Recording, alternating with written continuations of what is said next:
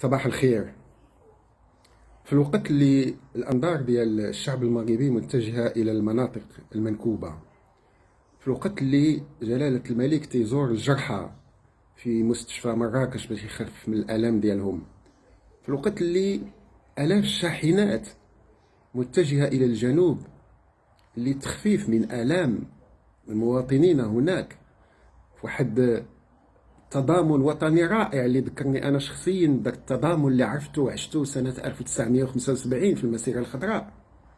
في هذا الوقت ومن بعد 4 أيام والإعلام الفرنسي يهاجمنا ليل نهار بدون توقف. الإعلام الفرنسي لم يحترم شهداءنا، ولم يحترم حزننا، ولم يحترم المحنة التي نمر منها. خرجوا السكاكين ديالهم الصحفيين الفرنسيين دون احترام لأدنى أخلاقية المهنة باش يهاجمونا ملكا وشعبا. في هذا الوقت تطلع علينا الرئيس ماكرون بواحد الخطاب موجه مباشرة إلى الشعب المغربي. هذه سابقة خطيرة في العلاقات الدولية. واش ماكرون كان في إمكانه يدير خطاب يقول أيتها الروسيات أيها الروسيون إن كذا وكذا في أوكرانيا؟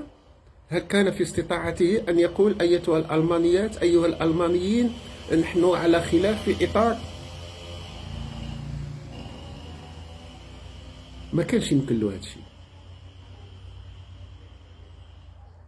أنا كمغربي أرفض هذا الخطاب، أنا كمغربي أدين هذا الخطاب.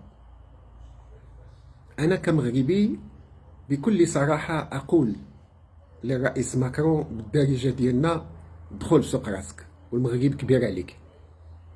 ومع الأسف فرنسا اليوم تحكمها برهوش.